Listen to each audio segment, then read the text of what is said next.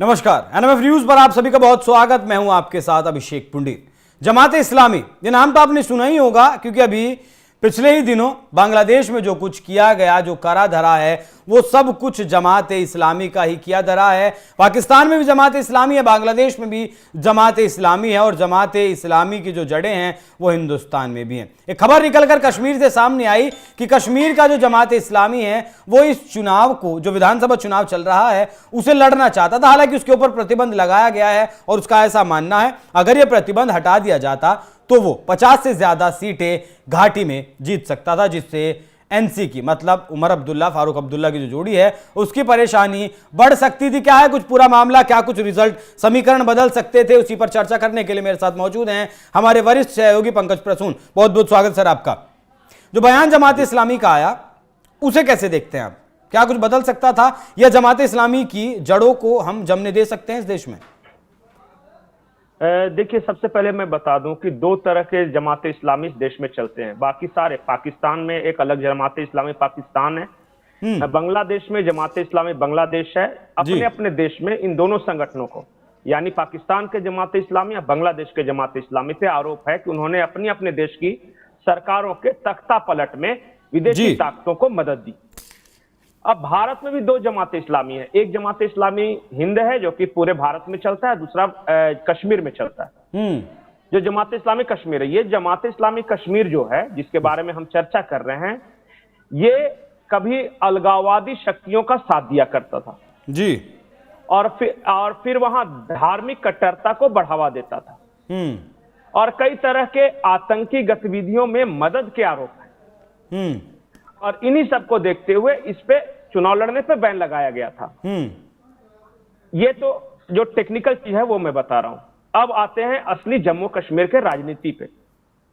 ये बात सच है कि अगर जमात इस्लामी कश्मीर घाटी में लड़ता, जो कि ये कह रहे हैं कि 50 सीटों पे लड़ने की हमारी तैयारी थी, तो निश्चित तौर पे नेशनल कॉन्फ्रेंस या पीडीपी, चूंकि वहां जो जितना ज्यादा कट्टर दिखता है उसे उतना ज्यादा वोट मिलता है। कश्मीर घाटी की मैं बात कर रहा हूं।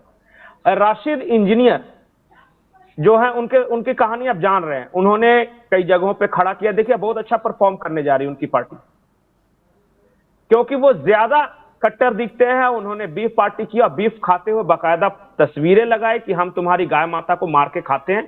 तब वो चुनाव जीतकर सांसद बन गए। आतंकी इंजीनियर राशिद नहीं, आतंकी नहीं कह सकते, क्योंकि वो सांसद है। अब बड़ा टेक्निकल चीज है इसमें कि उन्हें जेल में थे, वो जेल में रह के चुनाव लड़ा और सांसद बन गए, फिर भी जेल से रिहा नहीं किया गया। लेकिन जैसे ही विधानसभा चुनाव की तारीख नजदीक आई, जमानत दे दी गई। पता नहीं अदृश्य शक्ति द्वारा उन्हें जमानत मिल गई और आके उन्होंने पूरा माहौल बनाया वहां। भारत सरकार को ये कर देंगे, मुसलमान है तो ये कर देंगे, वो कर देंगे। कैलकुलेशन ये है कि रशीद इंजीनियर के इस तरह से हेट कैंपेन की वजह से जो कट्टरपंथी तबका है, जो पीडीपी वाला, जो ये कहता था कि हम करगिल का रास्ता खोल देंगे, पाकिस्तान से जाके हम मिलेंगे, वहीं बाजार करेंगे हम, उस तरह की शक्तियों को, जो पीडीपी के साथ शक्ति था, उसको राशिद इंजीनियर की पार्टी ने कुछ खींचा है। जमात इस्लामी भी मोटा मोटी वही है। देखिए, कश्मीर घाटी में भी है तो लगभग 100% मुसलमान है वहां, और वहां भी दो तबका है। एक है कि घोर कट्टरपंथी मुसलमान, और दूसरा है कि वहां के हिसाब से मेन स्ट्रीम या सेकुलर। वो लोग जो सेकुलर और मेन स्ट्रीम है, वो ज्यादातर कांग्रेस और नेशनल कॉन्फ्रेंस के साथ है, ज्यादातर मैं बोल रहा हूं।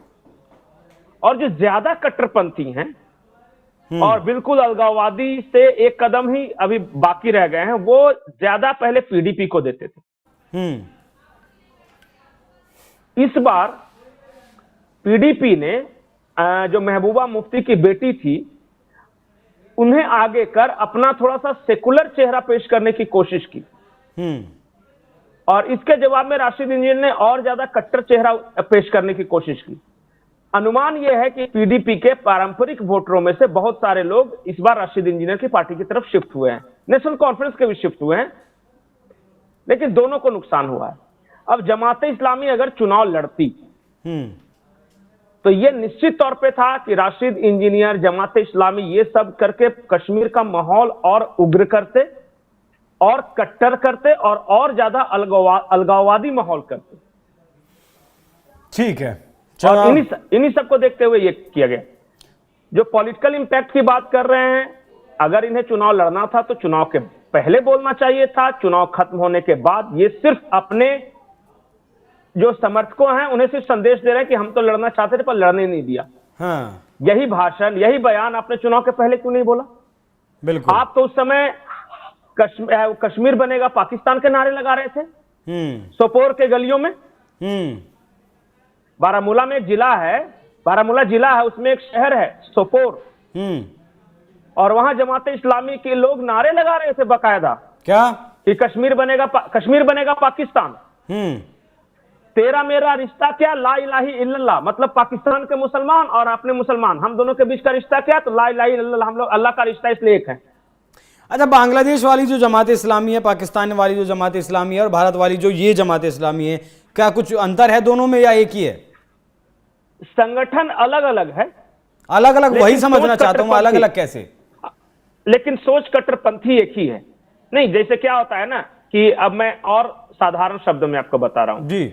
हमारे यहाँ भी सारे महंत और जो ये होते हैं वो सब तो हिंदू सनातन के लिए ही काम कर रहे हैं, लेकिन गद्दी को लेके वहां भी तो लड़ाई हो जाती है ना। हाँ, कि कौन महामंडलेश्वर बनेगा और कौन शंकराचार्य बनेगा और कौन ये।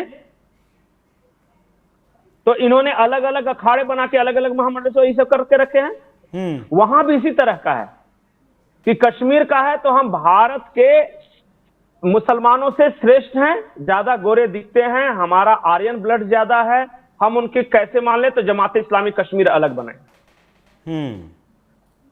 जो भारत का रहेगा है तो वो तो मुसलमान, जो भारत के मुसलमान है वो अरब की नजरों में भी खराब मुसलमान, पठान जो पाकिस्तान के मुसलमानों की नजरों में भी खराब मुसलमान।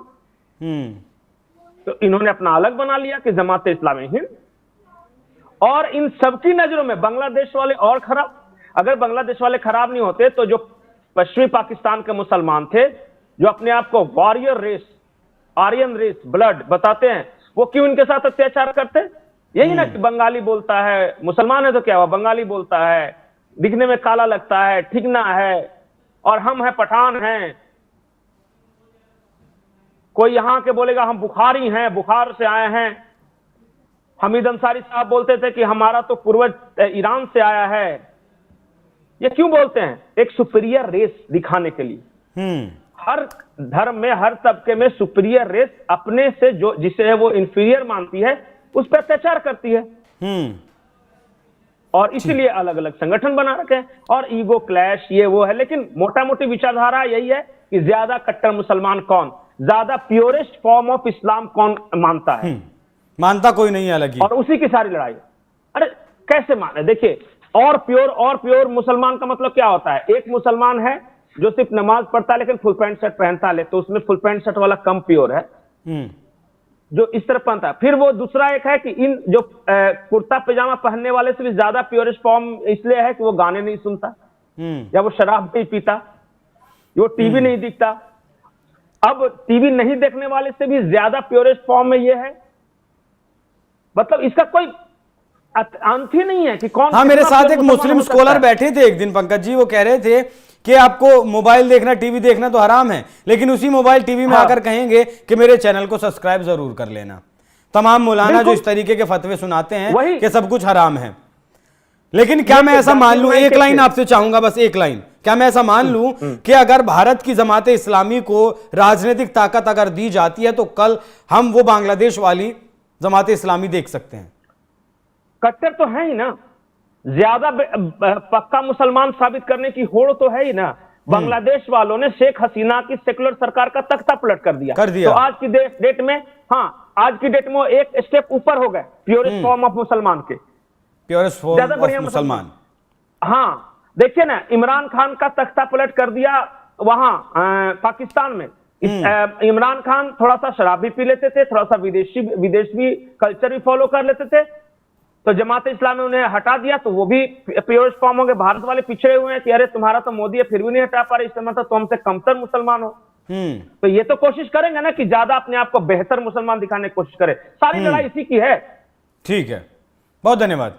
आप हमारे साथ चर्चा में जुड़े, बहुत बहुत धन्यवाद।